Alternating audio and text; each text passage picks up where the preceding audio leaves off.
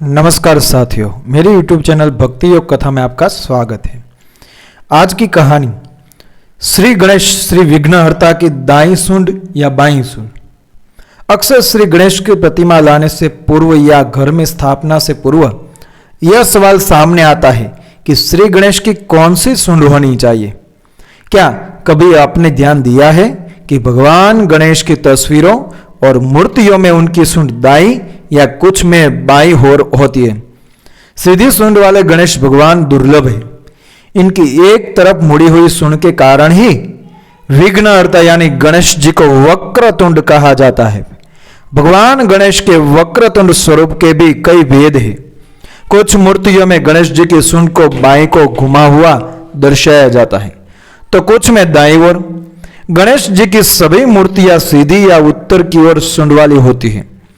मान्यता है कि गणेश जी की मूर्ति जब भी दक्षिण की ओर मुड़ी हुई बनाई जाती है तो वह टूट जाती है।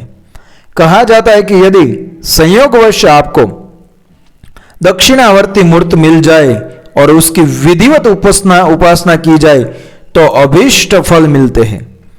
गणपति जी की बाईं सूंड में चंद्रमा का और दाईं में सूर्य का प्रभाव माना गया है।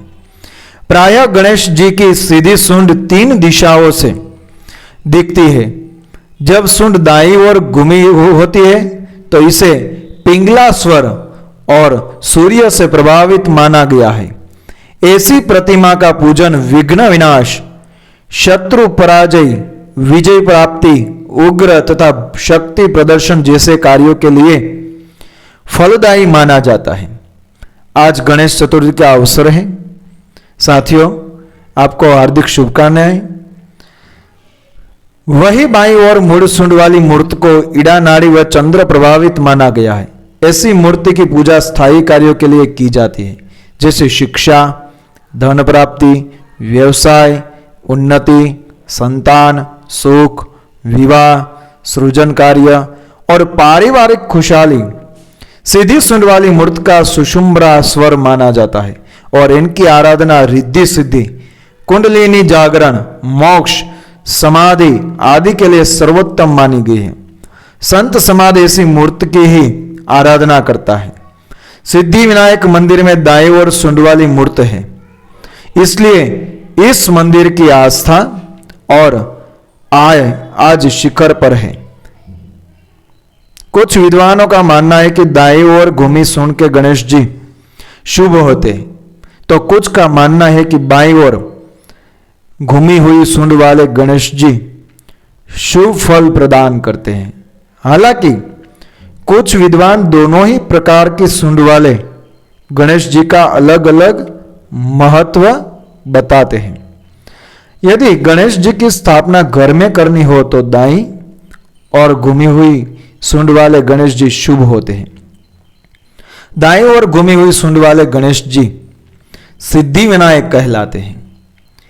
ऐसी मान्यता है कि इनके दर्शन से हर कार्य सिद्ध हो जाता है।